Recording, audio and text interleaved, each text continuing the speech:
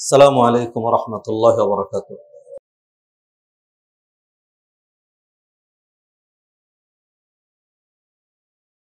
হাদিরানে মজলিস, মুসল্লিয়ানে কেরাম, দিনদার মুত্তাকি পরহেজগার ভাই ও বোনেরা, ডে বাই ডে, দিনকে দিন আমরা ধীরে ধীরে যেদিকে অগ্রসর হচ্ছি সেই দিকটির নাম হলো মৃত্যু।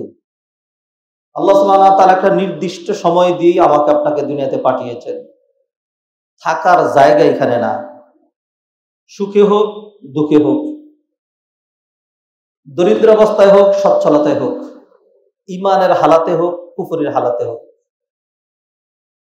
হক নিয়ে হোক বাতিল নিয়ে হোক, সকালবেলা হোক বিকেল বেলা হোক, আত্মীয়ের মাঝে হোক অনাত্মীয়ের মাঝে হোক, যৌবনে হোক বার্ধক্যে হোক, একদম স্বতঃসিদ্ধ ইউনিভার্সাল যে ট্রুথ তার নাম হলো মৃত্যু। Death lays his icy hand on kings. মৃত্যু তার শীতল পরশ রাজাদিরাজের উপরেও প্রসার করে। Scepter and crown must tumble down. রাজমুকুট রাজদণ্ড থাকবে না, খসে পড়ে যাবে। And in the dust be equal made, মাটির সাথে মিশে একাকার হয়ে যাবে।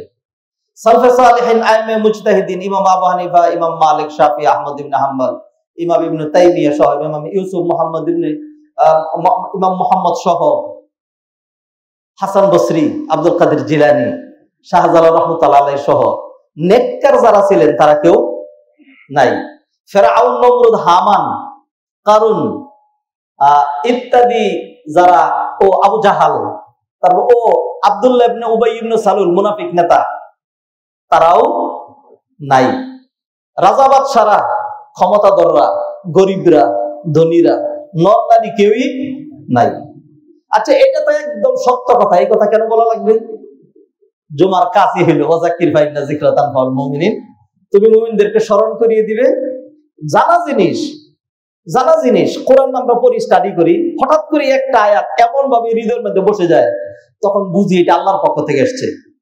একটা হাদিস এমন ভাবে হৃদয়ের মধ্যে দাগ কাটে, তখন বুঝে আসে যে এটা আল্লাহর পক্ষ থেকে এসছে। কখন যে কার কথা, কোন কথা কাজে লেগে যাবে, এটা আল্লাহ মাহবুব ছাড়া কেউ জানে না। অতএব সবার জন্য পরামর্শ, যারা আন্দোলনকারী তাদের জন্য পরামর্শ, যারা গার্ডিয়ান তাদের জন্য পরামর্শ, যারা রাষ্ট্র পরিচালনায় আছেন তাদের জন্য পরামর্শ, এগুলিকে উপেক্ষা করে কিচ্ছু না বলার নাম খুতবা নয়। প্রপার গাইডলাইন, কোরআনের গাইডলাইন, হাদিসের গাইডলাইনের নাম দিন। নবীজি সাল্লাল্লাহু আলাইহি ওয়াসাল্লাম হাদিসের মধ্যে বললেন, আদ-দীন ওয়ান নসিহা, দিন হইল কল্যাণ কামনার নাম, কল্যাণ কামনা, ভালো চাওয়ার নাম। গত সপ্তাহে হাদিসটি পড়েছিলাম, অর্থ করেছিলাম, ব্যাখ্যা বিশ্লেষণ করতে পারি নাই। সাহাবায়ে কেরাম প্রশ্ন করলেন, লিমান ইয়া রাসূলুল্লাহ, কার জন্য কল্যাণ কামনা করব? বলে লিল্লাহ, আল্লাহর জন্য। ব্যাখ্যা করি নাই, একটু বলবো। আল্লাহর জন্য মানে আল্লাহ আপনাকে যেই কাজের জন্য সৃষ্টি করেছেন, এট ফার্স্ট এটা হলো, this is the first right you deserve. Allah সুবহানাহু ওয়া তাআলা ডিজার্ভ আপনি you, this is your first responsibility. এটা আপনার প্রথম দায়িত্ব, কর্তব্য। সেটা কি?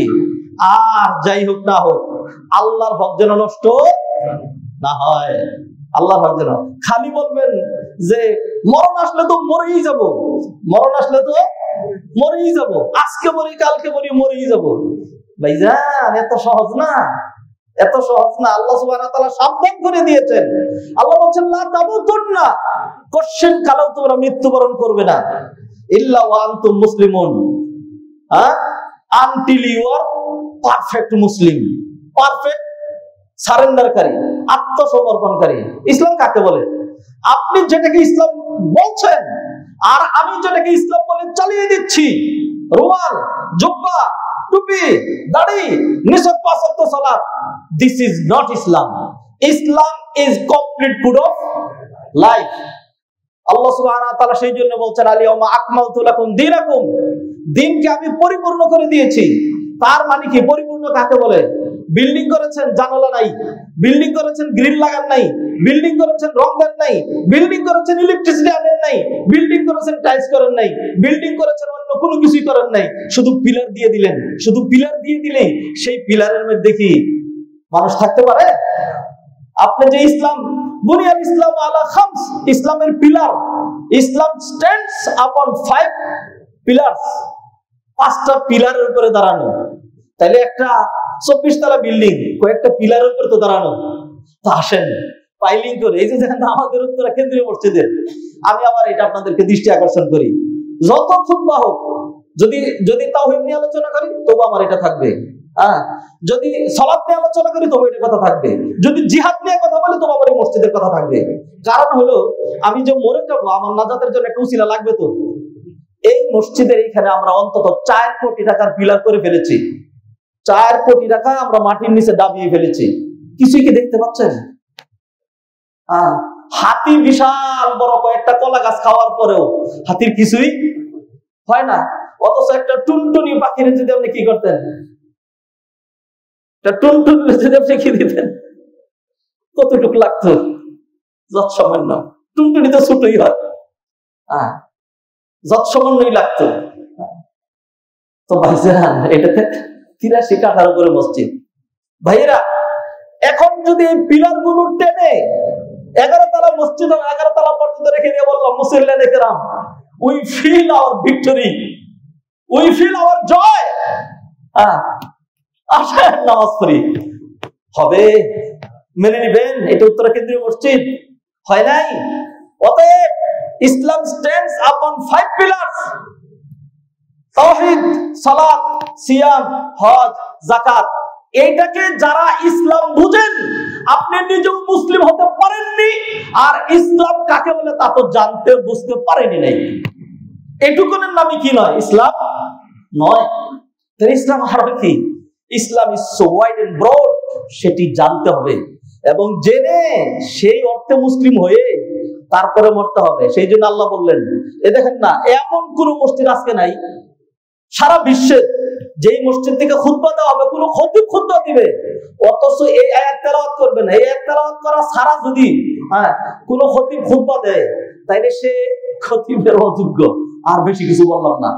যেই আয়াত আমরা প্রতি জুমায় বলি, ইয়া আইয়ুহাল্লাযীনা আমানুত্তাকুল্লাহা হাক্কা তুকাতিহি ওয়া লা তামুতুন্না ইল্লা ওয়া আনতুম মুসলিমুন, প্রতি জুমায় কেন বলা হয় বুঝেন না? ইম্পর্টেন্ট বিষয়গুলো। প্রতি রাকাতে কেন মালিক ইয়াউমিদ্দিন বলা হয় বুঝেন না? It's so important and significant, সাংঘাতিক গুরুত্বপূর্ণ। আল্লাহ সুবহানাহু ওয়া তাআলা বলেন, লা তামুতুন্না ইল্লা ওয়া আনতুম মুসলিমুন। ইসলামের একটি অর্থ আমাদেরকে দেখিয়ে গেলেন, বাপ বেটা মিলে কুরবানির সময় আলোচনা করেছি। আমি যেখানে আমার আজকের আলোচনার বিষয় একদম ক্লিয়ার, ধারাবাহিক, আরো কয়েক জমা চলবে। আশুরার শিক্ষা, আশুরার শিক্ষা। গত সপ্তাহে আশুরার শিক্ষা, এর আগের সপ্তাহে আশুরার শিক্ষা ছিল। আমি এটি নিয়ে স্টাডি করে, এই যে কিতাবটা, এখন তো মাশাআল্লাহ ইউনিভার্সিটিতে যেতে হয় না, মাদ্রাসায় যেতে হয় না, অন্যান্য প্রোগ্রাম গুলো নেই, ঘরেই আছি, বসে বসে একটু স্টাডি করি। এটা আপনাদের জন্য, এটা আমার জ্ঞান বৃদ্ধির জন্য, এবং সেইটা মুসল্লিদেরকে খুরাক দেব সেই জন্য। তো এইখান থেকে যে পয়েন্টগুলো স্টাডি করেছি, সেটি দিয়ে আরো 2-1 মাস খুতবা চলতে পারে। হয়তো অতটা চালাবো না, অন্য কোনো একটা বিষয় ধরবো। মুআজ্জাজ হাজির সম্মানিত ভাই বোনেরা, আবার ফিরে আসি, একটা সংযোজন স্থাপন করে আমি আমার মূল পয়েন্টে চলে যাই। বলছিলাম মৃত্যু কিন্তু আমাদের চতুর্দিক দিয়ে ঘোরাফেরা করছে। মৃত্যু থেকে বাঁচতে চাচ্ছেন?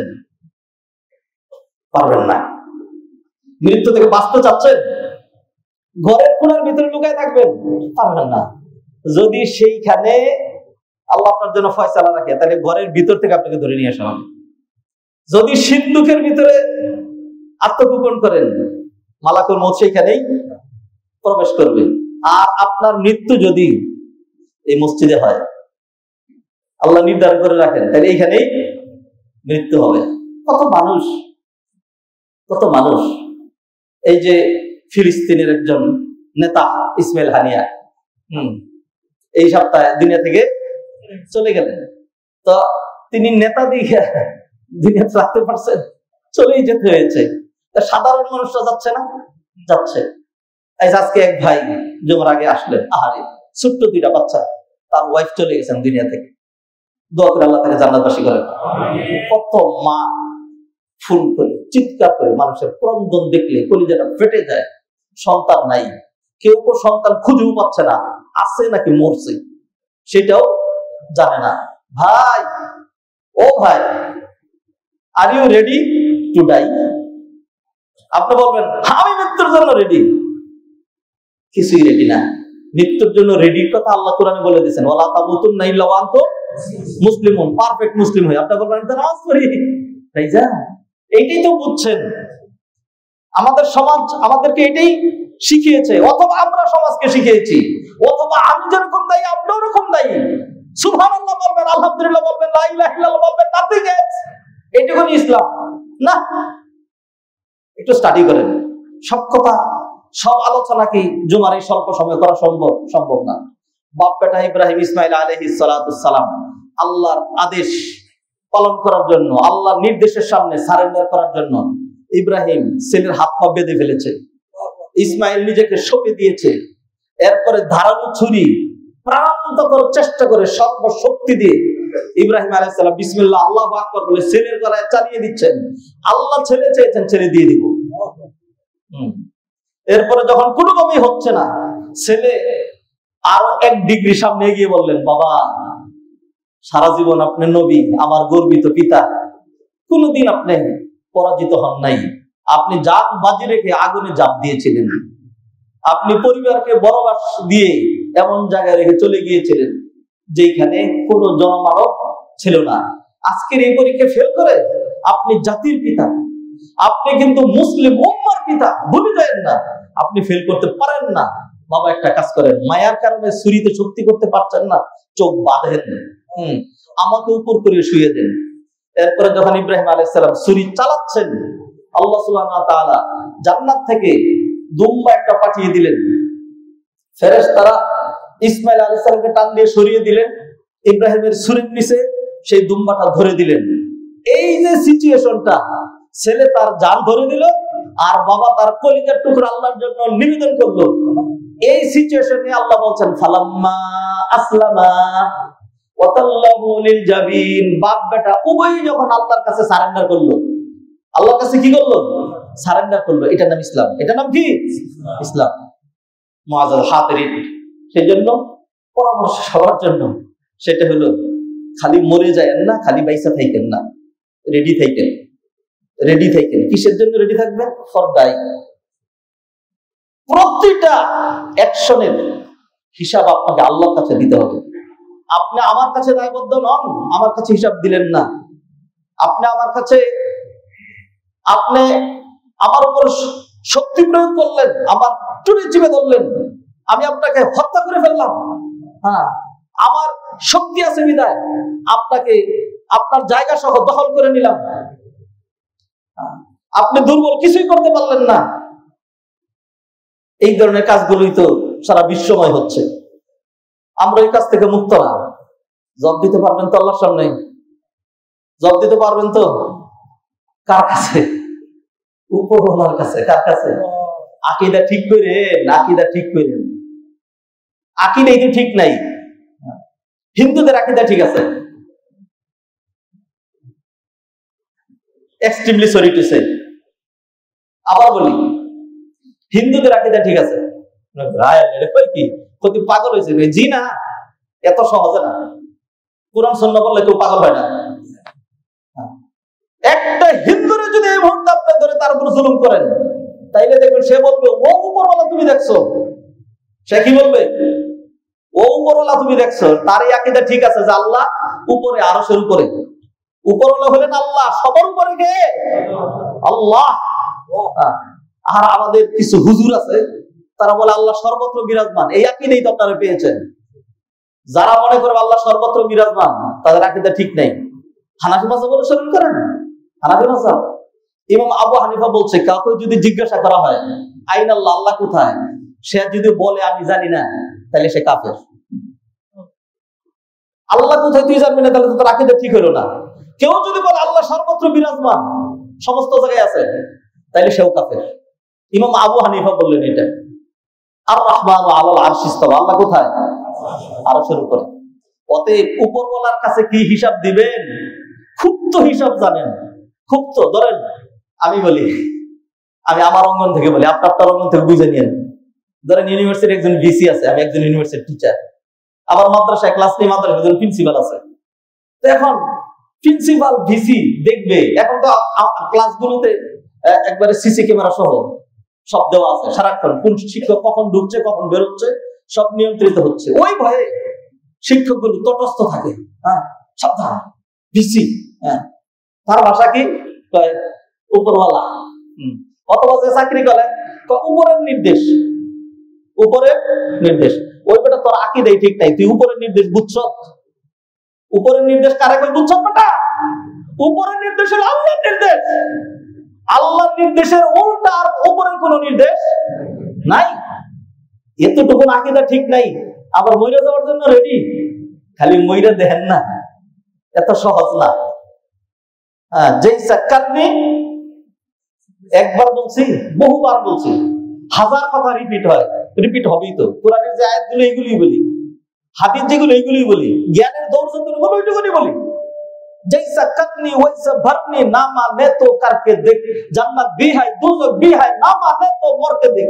যেমন কর্ম তেমন ফল। বিশ্বাস না হয় কইরে দেখো, জান্নাতও আছে জাহান্নামও আছে। বিশ্বাস না হয় মরে দেখো। আপনার সাথে ফাঁকিবাজি করতে পারি, আপনি আমার সাথে ছল ছাতুরি করতে পারেন, 7-5 বুঝাইতে পারেন, যত দুষ নন্দ দুষ বলতে পারেন। আল্লাহর কাঠগড়ায় দাঁড়াইয়া আল্লাহ বিচার দিবসে প্রথমেই আল্লাহ সুবহানাহু ওয়া তাআলা বলবেন, আইনাল মুলুক আইনাল জাবাবেরা। রাজা বাদশারা কোথায়? জাবাবেরা জব্বারুন এর বহুবচন, মানে স্বৈরাচার, মানে জালেম, এরা কোথায়? কেউ মাথা তুলবে না, কেউ মাথা তুলবে না। আল্লাহ সুবহানাহু ওয়া তাআলা ডাক দিয়ে বলবেন, আর তারপরে বলবেন, লিল্লাহিল ওয়াহিদিল কাহ্হার, পরাক্রমশালী মহাশক্তিধর কঠিন শাস্তিদানকারী আল্লাহর নিয়ন্ত্রণে সকল কিছু। এরপরে যা প্রত্যেককে আল্লাহর কাঠগড়ায় দাঁড় করানো হবে এবং তাকে জিজ্ঞাসাবাদ করা হবে তার যৌবন কাল ব্যাপারে, তার যৌবন নিয়ে, তার পুরো জীবন নিয়ে, তার ইলম নিয়ে, তার আমল নিয়ে, তার কামাই রোজগার নিয়ে। হারাম ভাবে কামাই রোজগার করেছেন, এবাদত তো কবুল হবে না। হজ করছেন, আপনার এই হজের তো দরকার হচ্ছিল না, খামাখা পয়সা গুলো কেন খরচ করলেন? ওইটা তো হবে না।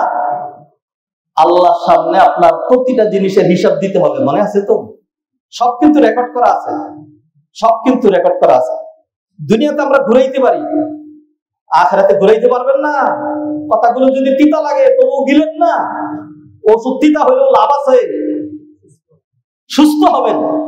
আল্লাহ বলছেন, ওয়াকুল্লা ইনসানিন আলজামনাহু তায়িরাহু ফি উনুকিহি ওয়া নুখরিজু লাহু ইয়াওমাল কিয়ামাতি কিতাবান ইয়ালকাহু মানশুরা। প্রতিটা মানুষের আমলনামা রাতের আঁধারে লুকিয়ে লুকিয়ে, হ্যাঁ, অথবা যে কোনো সিচুয়েশনে যা মিটিং করেন, যা ষড়যন্ত্র করেন, যা প্ল্যান করেন, যা প্রোগ্রাম করেন, যেই অ্যাকশনে যান, যত যা কিছু দুনিয়ার মানুষ জানুক না জানুক, আল্লাহ জানেন নাকি জানেন না? ভাইজান, মূল কথা, জান্নাত নষ্ট করে দুনিয়া না, জান্নাত নষ্ট করে দুনিয়া না। আপনাকে আগে জান্নাতের নিশ্চয়তা থাকতে হবে, তারপরে আপনি দুনিয়ার জন্য কিছু হইলে হইল, না হইলে নাই। কখনো অন্ধ সমর্থন বা অন্যায় সমর্থন করা যাবে না। সমর্থনের মানদণ্ড কখনোই দল, গোষ্ঠী কিংবা ক্ষমতার শক্তি ও স্বার্থ হতে পারে না। এটি নিঃসন্দেহে হারাম। কোরআনের দলিল আল্লাহ সুবহানাহু ওয়া তাআলা বলছেন, ইয়া আইয়ুহাল্লাযীনা আমানু, ও হিন্দুরা, ইয়া আইয়ুহাল্লাযীনা আমানু, ও হিন্দুরা, খ্রিস্টানরা, ও মুসলমানরা, আচ্ছা ঠিক আছে, ইয়া আইয়ুহাল্লাযীনা আমানু, ও ঈমানদারেরা, কুনু কাওয়ামিনা বিল কিসতি শুহাদা লিল্লাহ, কুনু কাওয়ামিন, তোমরা দাঁড়িয়ে যাও, লিল্লাহি, আল্লাহর জন্য, বিল কিসতি, ইনসাফ সহ, হকের সাক্ষী হয়ে আল্লাহর জন্য দাঁড়িয়ে যাও। ইয়া আইয়ুহাল্লাযীনা আমানু কুনু কাওয়ামিনা বিল কিসতি শুহাদা লিল্লাহ, সাক্ষী দিতে হবে, কথা বলতে হবে। ওয়ালাউ আলা আনফুসিকুম, যদিও সেই কথা তোমার বিরুদ্ধে যায়। ওয়ালাউ আলা আনফুসিকুম আবিল ওয়ালিদাইনি, পিতামাতার বিরুদ্ধেও যদি যায়, আবিল আকরাবিন, আত্মীয় স্বজনের বিরুদ্ধেও যদি যায়, হকটা বলতে হবে। হকটা বলবেন না, তা না হক বলতে হবে। হকটা বলবেন না, না হক বলতে হবে। ধরেন আমি এখন আপনাকে জান্নাতের দাওয়াত দিচ্ছি, নাজাতের কথাটা, নাজাতের দিকে ডাকছি, কোন হাদিসের কথা বলছি। আপনি যদি আমাকে হক কথা বলতে না দেন, আপনি যদি আমাকে জান্নাতের দিকে ডাকতে না দেন, তাহলে আমাকে এখানে তাইরি নেরি করতে হবে, আর আপনাকে জাহান্নামের দিকে ডাকতে হবে। দুইটা তো একটা, হয়তো হক না হয় না হক, এর মাঝখানে তো অন্য কোনো কিছুই নাই। হয়তো জান্নাত না হলে জাহান্নাম। মুআজ্জাল হাদিরিন, নিজের জান্নাত ঠিক রেখে, নিজের আখিরাত ঠিক রেখে তারপরে কামাই রোজগার করবেন, যা খুশি তাই করবেন। আপনি সম্পদের পাহাড় ভরবেন, যাকাত দেন, মানুষের উপকার করেন, হালাল পন্থায় কামাই করেন, কোনো অসুবিধা নেই। আর যদি এমন হয় যে না, সম্পদের জন্য মরিয়া, পুষ্টির জন্য মরিয়া, দুনিয়ার জন্য মরিয়া, পাওয়ারের জন্য মরিয়া, তারপরে হলো যে কোনো ভাবেই আমার একটা গোল আছে, কাঙ্ক্ষিত লক্ষ্য আছে, সেইখানে পৌঁছার জন্য দস্যুরা কি কাজ করে? ধরেন বিশাল বড় বড় প্রজেক্ট যেখানে গড়ে উঠেছে, গিয়ে তাদেরকে সত্যি করে বন্ধুত্ব করে জিজ্ঞাসা করেন যে এত বড় প্রজেক্ট কিভাবে করলেন। তখন বলবে যে 99 জন জায়গা দিয়ে দিছে, নাম কাস্তে দিছি, টাকা আর কিছু নিছি, একটা কোনোতেই দিবে না। পরে শেষমেশ আমার তো প্রজেক্ট করা লাগবে, শেষমেশ নিয়ে নিছি। এরপর তা বললাম না, নিয়ে নিছি মানে কি, ব্রাশ ফায়ার করে উড়িয়ে দিয়েছি। আর এত নরপিশাচ সমাজে আছে, 50,000 টাকা দিলে, এক প্যাকেট বিরিয়ানি দিলে, এক প্যাকেট বিরিয়ানির জন্য, 2টা টাকার জন্য মানুষকে মেরে ফেলতে পারে, নির্মম আচরণ করতে পারে। এইভাবে আপনি যে বিশাল বড় প্রজেক্ট করলেন, আপনার কবরে কি প্রজেক্টটা নিয়ে যেতে পারবে? কেউ কি পেরেছে? পারে নাই। ভাইজান এইটাই কথা, এই গাইডলাইন দেব না, এর বাহিরে কোনো মুনাফিক খুতবা আমার কাছে নাই। সেটা হলো আমি, আপনি, this is my final address for you, for everyone. আগে আখিরাত আল্লাহর যে অধিকারটা, সেটাকে সংরক্ষিত রাখতে হবে। এইটার নামই হলো দ্বীন নাসিহা। দ্বীন হলো কল্যাণ কামনার নাম। কার জন্য কল্যাণ কামনা করবো? আল্লাহর জন্য। আল্লাহর অধিকারটা যেন ঠিক থাকে, রসুলের অধিকার যেন ঠিক থাকে, রসুল যে আদর্শ রেখে গেছেন সেটার জন্য। এরপরে কি, লিল্লাহি ওয়া লিরাসূলি ওয়া লিআইম্মাতিল মুসলিমিন। আইম্মাতুল মুসলিমিন, আইম্মা ইমামের বহু বচন। ইমাম কাকে বলে জানেন তো? ইমাম 2 শ্রেণীর। এক শ্রেণী হলো মসজিদের ইমামতি যারা করেন, আরেক শ্রেণী হলো যারা রাষ্ট্র পরিচালনা করে। তাদের আনুগত্যের কথা বলা হয়েছে ইসলামে, তাদের আনুগত্যের কথা বলা হয়েছে, তাদের আনুগত্য করা লাগবে, তাদেরকে মানতে হবে। আবার বলি, রিপিট করি, যারা শুনেন নাই, যারা বুঝেন নাই, রেকর্ড করেন। এই রেকর্ড আপনি কোন পর্যন্ত পাঠাবেন? সর্বোচ্চ সিদরাতুল মুনতাহা পর্যন্ত পাঠান। এইটাই চূড়ান্ত কথা, এইটাই আমার কথা, আপনার কথা, কোরআনের কথা, হাদিসের কথা, নীতির কথা, নৈতিকতার কথা, নাজাতের কথা, মুক্তির কথা, দুনিয়ার কথা, আখিরাতের কথা, জান্নাতের কথা, সফলতার কথা। একটাই কথা, সেটা কি? সেটা হলো আনুগত্য লাগবে। কাদের আনুগত্য? যারা ইমাম, ওয়াজআলনাহুম আইম্মাতান।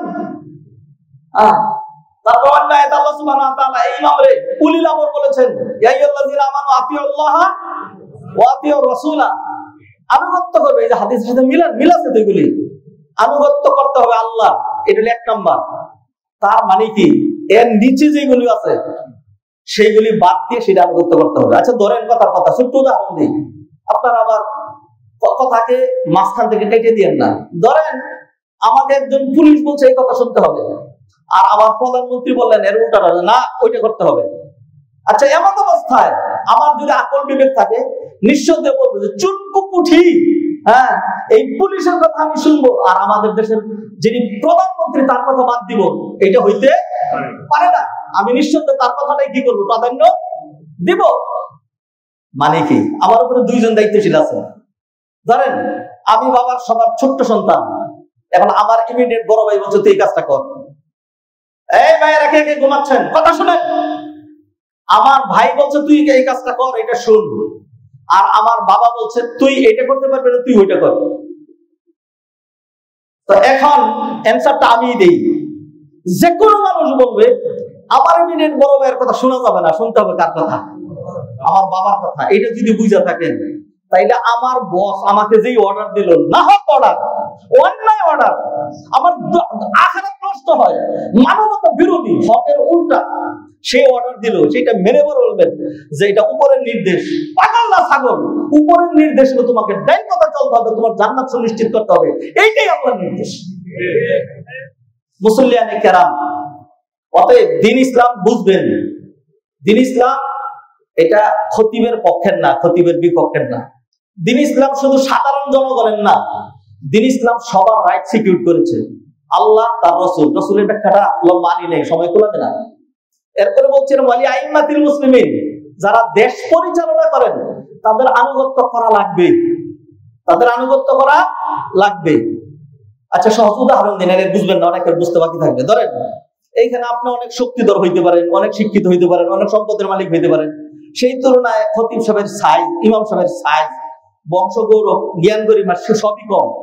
এখন এই জুমার সালাতে আসছেন, এখন এই নামাজের সময় ইমাম সাহেবের আনুগত্য করা ছাড়া আমি কি কম বুঝি, আমি শিল্পপতি, আমি পুঁজিপতি, আমি রাজনীতিবিদ, আমি এরকম সেরকম ইমামের কথা শুনবো না, আপনার নামাজটা হবে না, কোনোদিন হবে না। তাহলে এখানে ইমামের আনুগত্য করা লাগবে।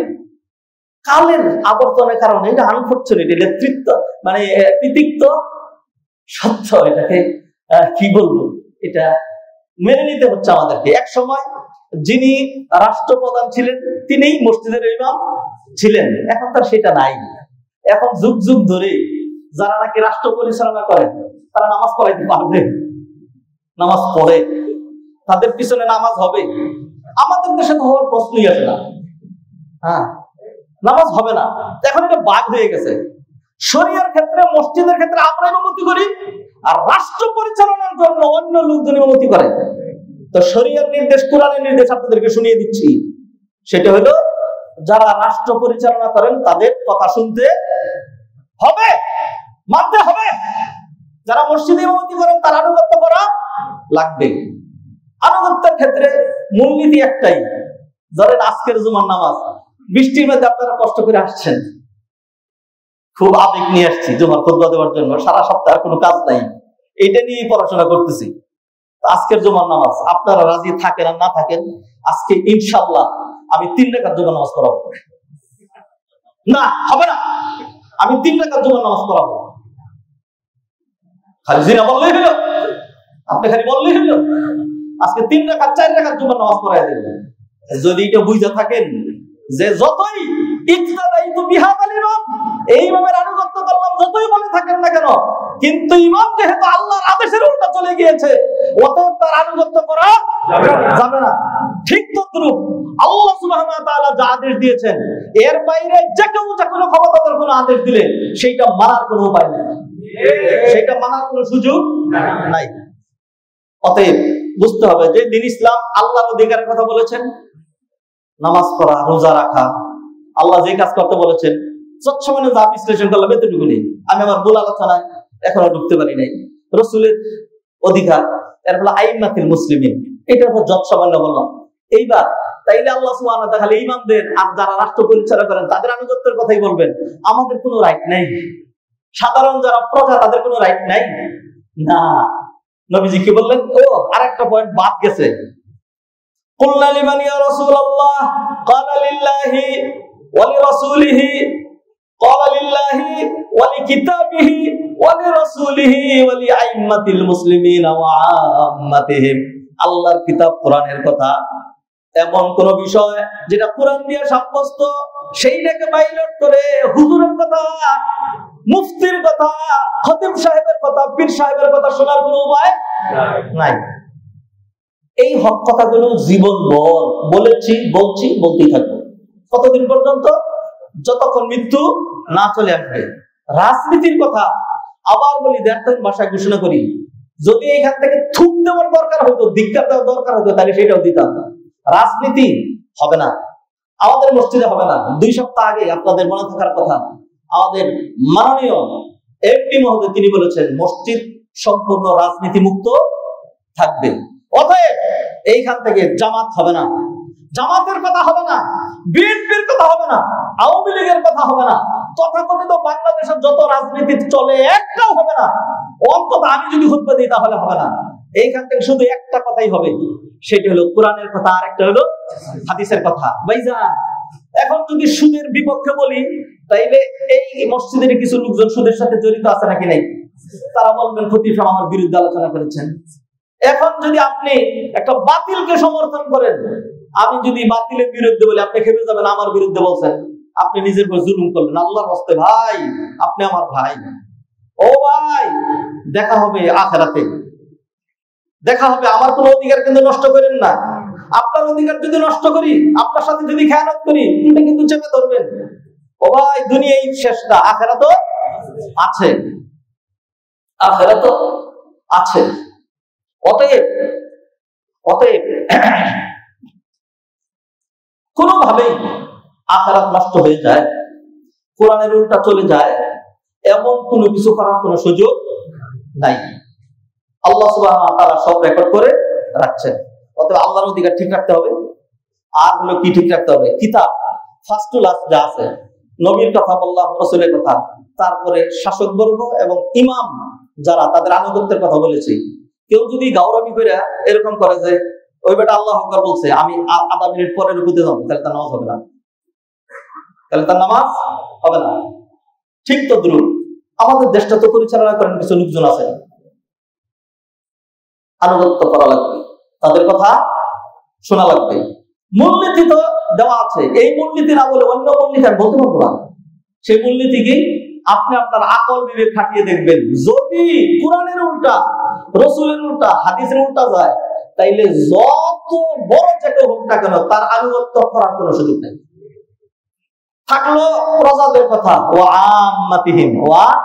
আম্মাতিহিম, সাধারণ আম মানুষ বলে, সেইখান থেকেই আমের বহুবচন, আম থেকে আওয়ামী, আম থেকেই কি আওয়ামী। আমাদের দেশে এক সময় সেই এগুলি তো আমরা দেখে নেই, মানে ইতিহাস বলে আর কি, একটা পার্টি ছিল যখন হিন্দুস্তান ছিল, তখন একটা পার্টি ছিল, অন্য পার্টি ছিল কংগ্রেস, আর একটা পার্টি ছিল মুসলিম লীগ। তো মুসলিম লীগ মানে খালি মুসলমানরা করে, তো সেইখানে অন্যান্য ধর্ম মানে সবাইকে সামিল করার জন্য সেটাকে আম করা হলো, যে শুধু মুসলমানদের না, সবার জন্য। সেটা হলো আওয়ামী লীগ। এইভাবে এটা হলো আম। হাদিসের ব্যাখ্যা বলছেন আম মানে সবার জন্য। দ্বীন ইসলাম কোনোদিনই এক গোষ্ঠীর নিয়ে চিন্তা করে না। আল্লাহ শুধুমাত্র মুসলমানদেরকে নিয়ে চিন্তা, আউযুবিল্লাহ, চিন্তার কথা বাদ দিলাম। আল্লাহ শুধুমাত্র মুসলমানদের না, হিন্দুদেরও কি। আলহামদুলিল্লাহি রাব্বিল মুসলিমিন আর রহমানির রহিম, আলহামদুলিল্লাহি রাব্বিল মুসলিমিন আর রহমানির রহিম। হবে না, মুসলমানদের আল্লাহ না, কাদের আল্লাহ? রব্বুল আলামিন, সবার আল্লাহ। অতএব ইসলাম সবার অধিকারের কথা বিবেচনা করে।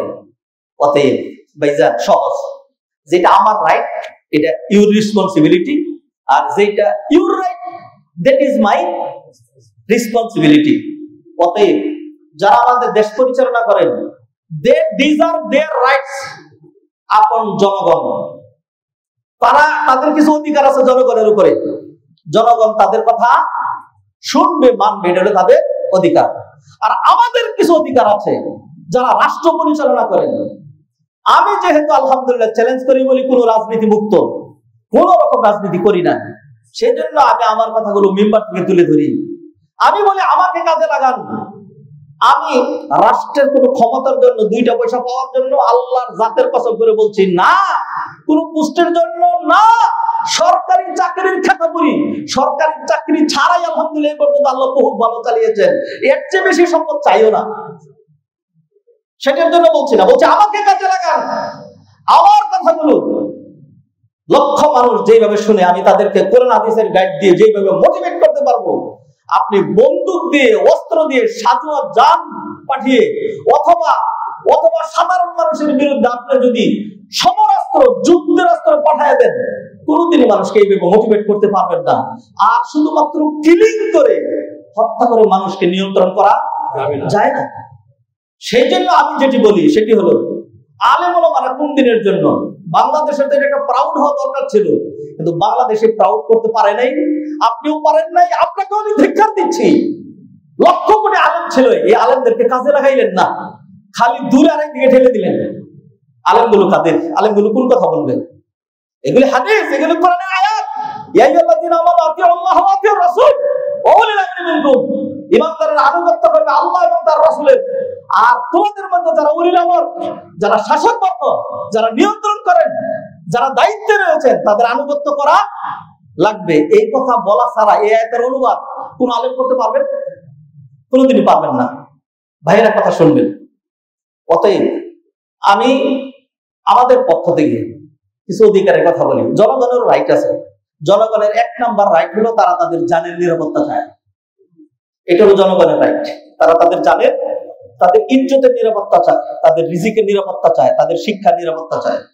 আমি সকল মুসল্লিদের পক্ষ থেকে নিবেদন করছি, খুব দ্রুত আমাদের দেশে আলহামদুলিল্লাহ আমরা তো দেখতেই পেয়েছি, সকল বাহিনী সহ আলহামদুলিল্লাহ সরকার কথা শুনছেন, আর আছে তো বহুত রকম প্রস্তুতি আছে। অতএব এর উল্টা সাধারণ জনগণের পক্ষে কিছু করা সম্ভব নয়। আল্লাহর রাস্তায় অনুরোধ করি, হাতেও ধরি পায়েও ধরি শিক্ষা প্রতিষ্ঠানগুলো খুলে দেন। করোনার সময় দীর্ঘদিন শিক্ষা প্রতিষ্ঠান বন্ধ ছিল, ছেলেমেয়েরা মূর্খ হয়েছে, পড়াইতে পারছি না। আমি শিক্ষক হিসেবে মনের ভিতরে বেদনা। প্রতিদিন হাদ্দাসানা ফুলান আন ফুলান, কোরআনের আয়াত ক্বাল আল্লাহু তাআলা এগুলো পড়াই। আজকে মাদ্রাসা বন্ধ, একখানে গেছে একটা দোষ দিব, সেখান থেকে তো আপনি আমাকে ধরে নিয়ে যাবেন, ষড়যন্ত্র করতেছে দেখে। অতএব কোরআন হাদিসের কথা বলতে পারছি না।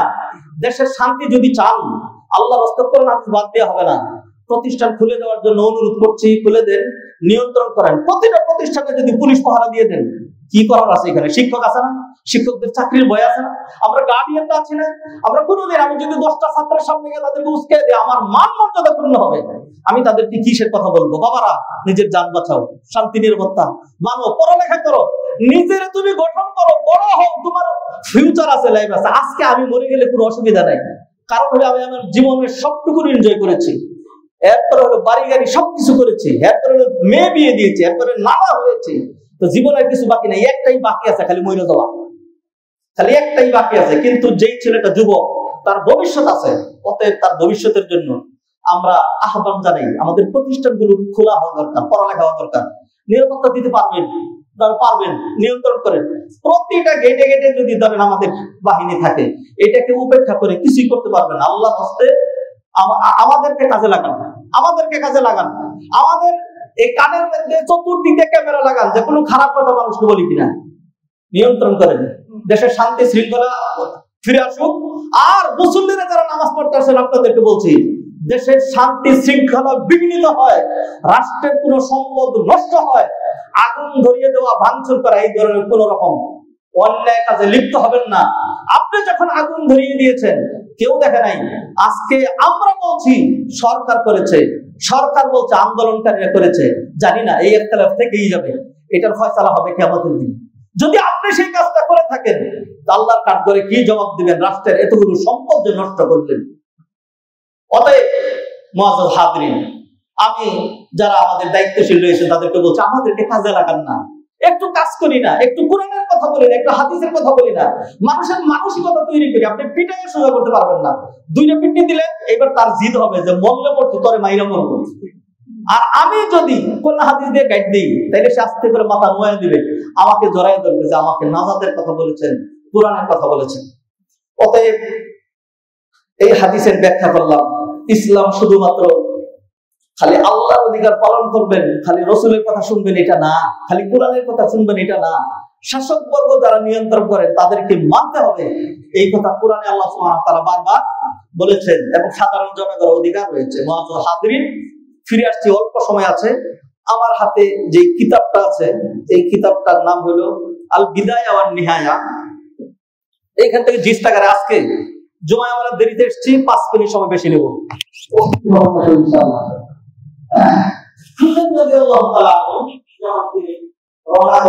রওনা করার আগে তিনি তার আপন চাচতো ভাই মুসলিম ইবনে আকিলকে কুফায় পাঠিয়ে দিয়েছিলেন সেখানকার খবর নেওয়ার জন্য।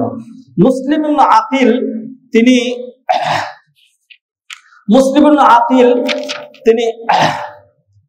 মুসলিম ইবনে আউসাজা আল আসাদি তার বাড়িতে, অথবা মুখতার ইবনে আবি উবাইদ আস-সাকাফি তার বাড়িতে এসে উঠলেন। মানুষ সংবাদ পাইল হুসাইনের প্রতিনিধি, তারই আপন চাচাতো ভাই মুসলিম ইবনে আকিল। আলী রাদিয়াল্লাহু তাআলা ভাই হলো আকিল, ওই আকিলের ছেলে হলো মুসলিম। হুসাইনের আপন চাচাতো ভাই, সে আসছে। তো সেইখানে লোকজন এসে আজকে লাইনকে লাইন পড়ার জন্য এটা আন্ডারলাইন করেছিলাম, মার্কিং করেছিলাম, নিজেই সময় নষ্ট করে ফেলেছি, সেই জন্য আর পড়তে পারলাম না, আগামীতে ইনশাল্লাহ।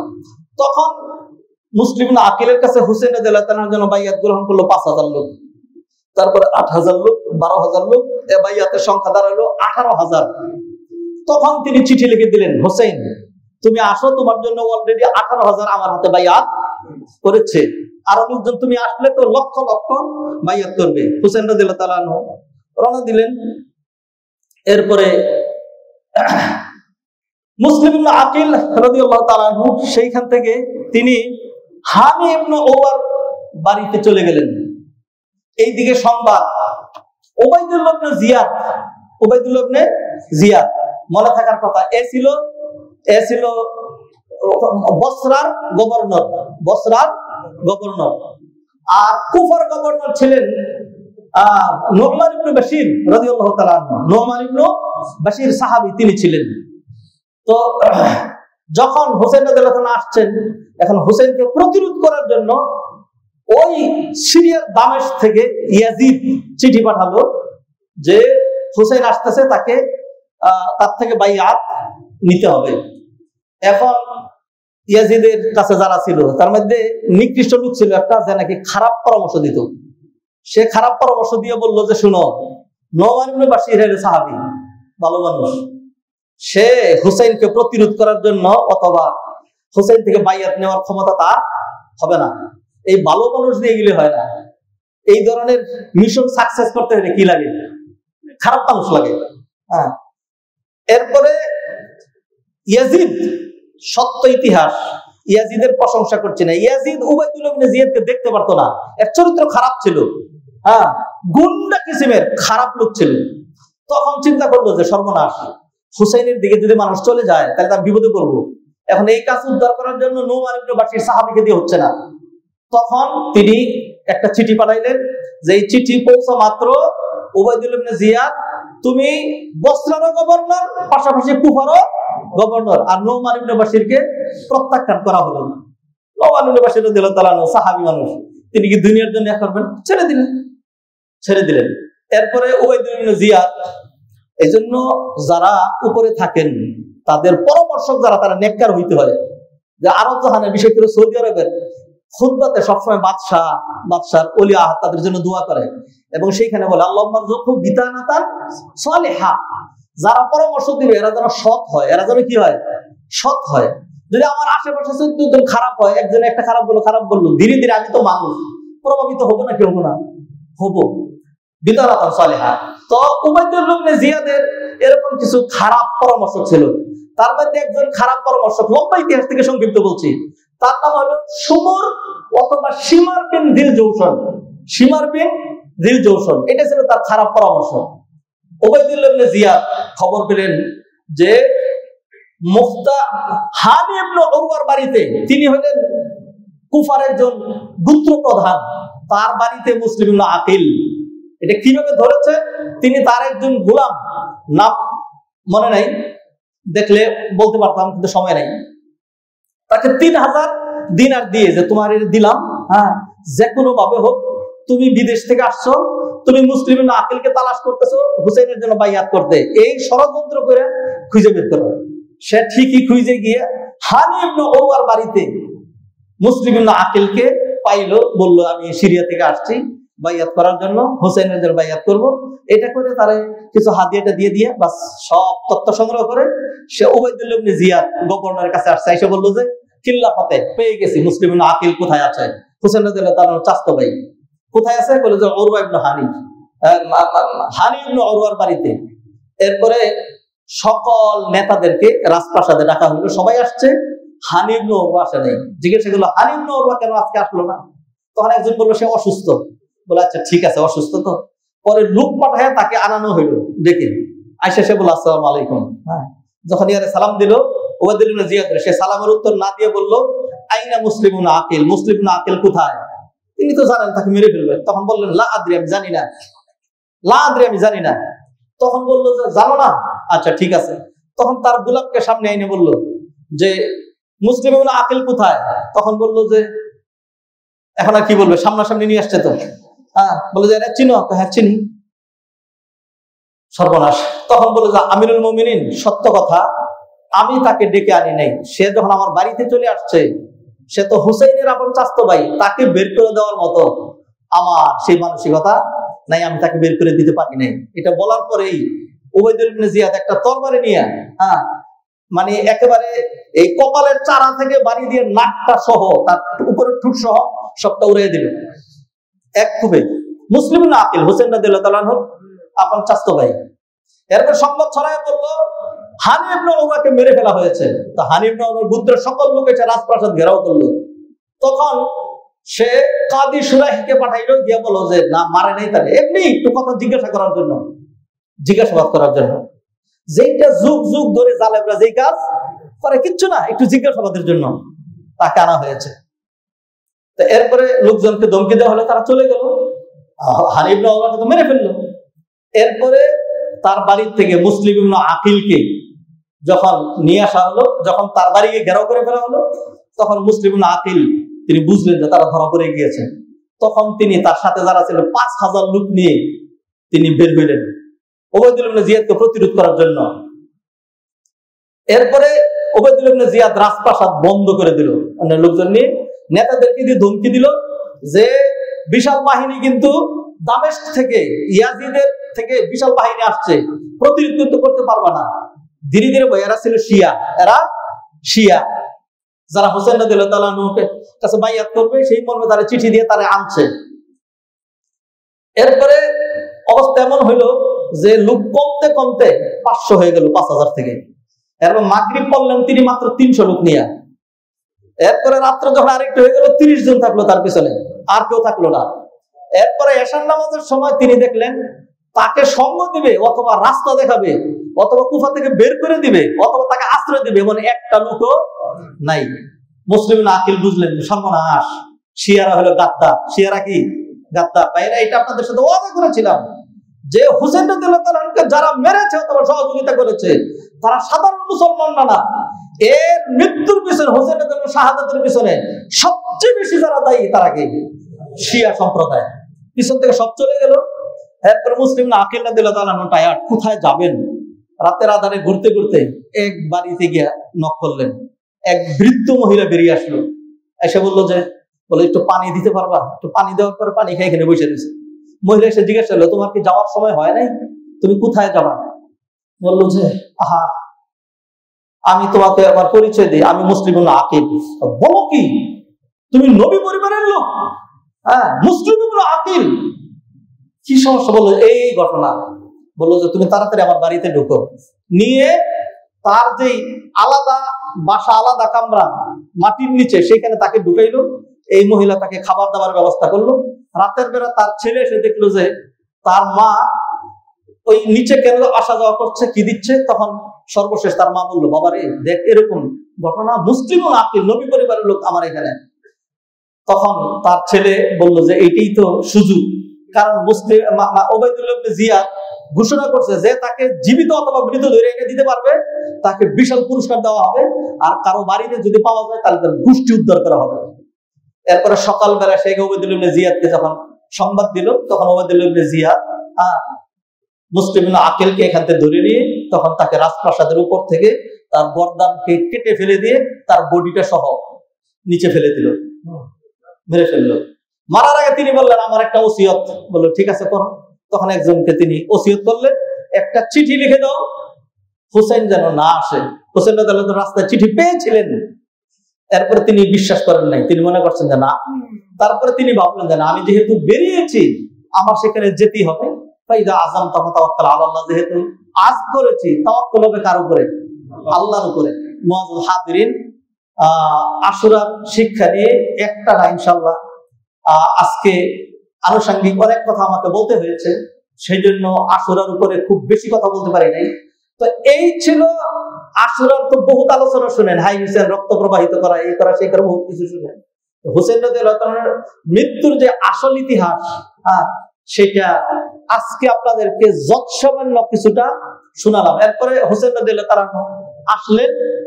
হোসেন রাদিয়াল্লাহু তাআলা আসার সময় আর 2 মিনিট সময় নিচ্ছি। হোসেন রাদিয়াল্লাহু তাআলা আসার সময় উবাইদুল্লাহ ইবনে জিয়াদ 1000 লোকের একটা বাহিনী, হোসেন রাদিয়াল্লাহু তাআলা আসছেন কোনো যুদ্ধের জন্য না, তার সাথে তার পরিবার পরিজন, সর্বসাকুল্যে তারা ছিলেন 72 জন। সর্বসাকুল্যে তারা ছিলেন 72 জন। হারুন ইবনে ইয়াজিদের নেতৃত্বে 1000 লোকের একটা বিশাল বাহিনী হোসেন রাদিয়াল্লাহু তাআলাকে ঘেরাও করে ফেললো। এরপরে কি ব্যাপার বললো যে উবাইদুল্লাহ ইবনে জিয়াদ পাঠাইছে, হ্যাঁ তোমাকে আটকে রাখার জন্য বিশাল বাহিনী আসবে, তারপরে কথা হবে। তখন বললো যে যদি আমার এই যে দেখো এই যে চিঠিগুলো বের করতে শুরু করলেন, যে এইখানকার লোকজন আমাকে চিঠি দিছে আসার জন্য, যদি তোমরা আমাকে না চাও তাহলে ফেরত যাই, অথবা আমাকে অন্য কোনো সীমান্তে পাঠায় দাও, আমি সেখানে যুদ্ধ করবো, অথবা আমাকে ইয়াজিদের কাছে যেতে দাও। বললো যে আমার কাছে আর কোনো ইয়া নাই। তো হারুন ইয়াজিদ ভালো মানুষ ছিলেন, তিনি হোসেন রাদিয়াল্লাহু তাআলা ভালো আচরণ করলেন, যেহেতু রাষ্ট্রের নির্দেশ তাকে আটকায় রাখলেন। এরপরে পরবর্তীতে আরেকজনের নেতৃত্বে উবাইদুল্লাহ ইবনে জিয়াদ আরেকটা বাহিনী পাঠাইলেন 4000 লোকের নেতৃত্ব দিয়ে। 4000 লোক আসলো। তার নামটা এই মুহূর্তে মনে নাই, ইনশাআল্লাহ পরবর্তীতে বলে দিব। ওমর বিন সাদ, জি ওমর বিন সাদের নেতৃত্বে 4000 লোকের একটা বাহিনী আসলো। 5000 লোকের বাহিনী হলো। হোসেন রাদিয়াল্লাহু তাআলা একই কথা বললেন। ওমর বিন সাদ বলল যে ঠিক আছে, আমি তো সিদ্ধান্ত দিতে পারছি না, আমি এটা উবাইদুল্লাহ ইবনে জিয়াদের কাছে পাঠাচ্ছি। উবাইদুল্লাহ ইবনে জিয়াদের কাছে পাঠানোর পরে উবাইদুল্লাহ ইবনে জিয়াদ বলল যে ঠিক আছে, অসুবিধা কি? উবাইদুল্লাহ ইবনে জিয়াদ এত খারাপ হওয়ার পরও সে বলল অসুবিধা কি, ইয়াজিদের কাছে পাঠায় দেই, অথবা সে ফেরত যাক, অথবা সে সীমান্তে চলে যাক, অসুবিধা তো নাই। আচ্ছা এটা মানবো।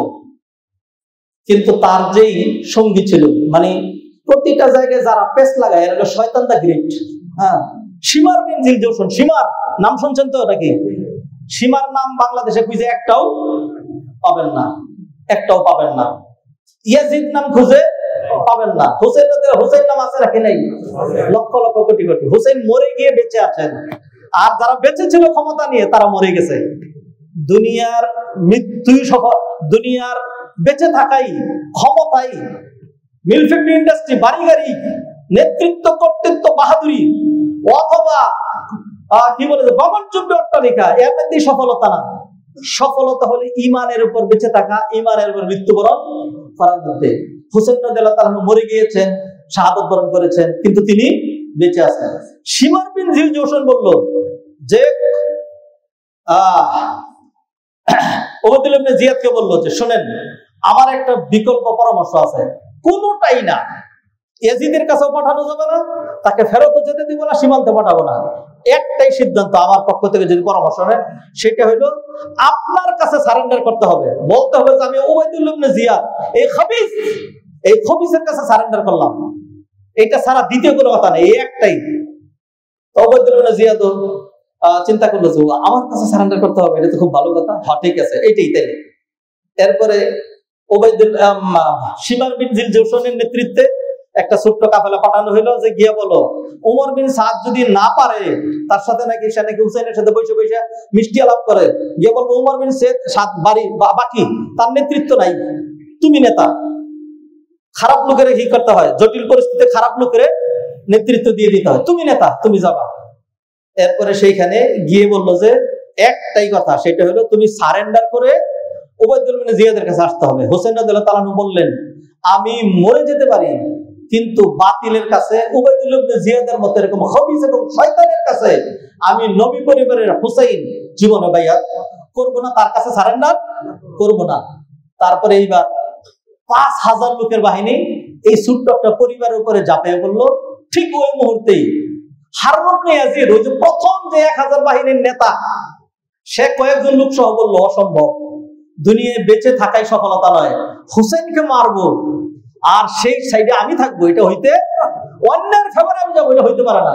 তখন হারুন ইবনে ইয়াজিদ, ইতিহাস পড়ে দেখবেন, এটা আমি আরেকদিন আপনাদেরকে পড়ে শোনাবো। হারুন ইবনে ইয়াজিদ তিনি ছাতা ঘুরে ধরলেন যে উবাইদুল্লাহ ইবনে জিয়াদ ইয়াজিদের খেতাপুরি বাইয়াত খুলে ফেললাম, লাঠি মারলাম এই বাইয়াতের মধ্যে, লাঠি মেরে সে হুসেন রাদিয়াল্লাহু তাআলার ফেভারে চলে গিয়েছেন। এরপরে উবাইদুল্লাহ ইবনে জিয়াদের বিশাল বাহিনী হুসেন রাদিয়াল্লাহু তাআলার সাথে হারুন ইবনে ইয়াজিদকে শহীদ করে দিয়েছে। তিনি ইতিহাস স্থাপন করে গিয়েছেন, জান যেতে পারে কিন্তু বাতিলের আনুগত্য হইতে পারে না। মুআজ্জাজ হাজিরিন, আশুরার আরো কিছু ইতিহাস, অনেক সুন্দর সুন্দর মজার ইতিহাস আছে, আল্লাহর উপর কেমনে তাওয়াক্কুল করতে হয়। এগুলো ইনশাআল্লাহ আমরা পরবর্তী খুতবাগুলোতে তুলে ধরবো। তবে মনে রাখবেন, এই যে আশুরা নিয়ে আলোচনা করছি, মুহররম কিন্তু অলরেডি শেষ, সফর চলে আসছে। এইভাবে সবই শেষ, খালি একটা জিনিস শেষ হওয়া বাকি, সেটা কি? আমি শেষ, আমি শেষ। আল্লাহ সুবহানাহু ওয়া তাআলা আমাকে আপনাকে আমাদের প্রত্যেককেই ভাইয়েরা একটা মূলনীতি, আপনার মূলনীতি, আল্লাহ আপনাকে আকল দিয়েছেন, আল্লাহ আপনাকে মানুষ বানিয়েছেন, আল্লাহ আপনাকে বিবেক দিয়েছেন, আল্লাহ আপনাকে দিনদারি দিয়েছেন, আপনাকে ইসলাম দিয়েছেন। সর্বাবস্থায় আগে জান্নাত, তারপরে কি? তারপরে দুনিয়া। আগে আখিরাত, তারপরে দুনিয়া। দুইটা দল কিয়ামত পর্যন্ত থাকবে। এক দল যে কোনো by any means they have to achieve দুনিয়া, দুনিয়া লাগবে। আর এর উল্টা আমরা একটা দল ইনশাআল্লাহ দুনিয়া চাই না, নেতৃত্ব চাই না, ক্ষমতা চাই না, পোস্ট চাই না, কিছুই চাই না, কোনো স্বার্থ কিছু চাই না, একটাই চাই, দুনিয়াতে কিছু পাই বা না পাই, আখিরাতে যেন জান্নাতে যাই, আখিরাতে যেন আল্লাহ সন্তুষ্টি পাই। আকুলু কওলি হাযা ওয়া আস্তাগফিরুল্লাহ লি ওয়া লাকুম ওয়া লিসাইরিল মুসলিমিন ফাস্তাগফিরুহু ইন্নাহু গফুরুর রাহিম।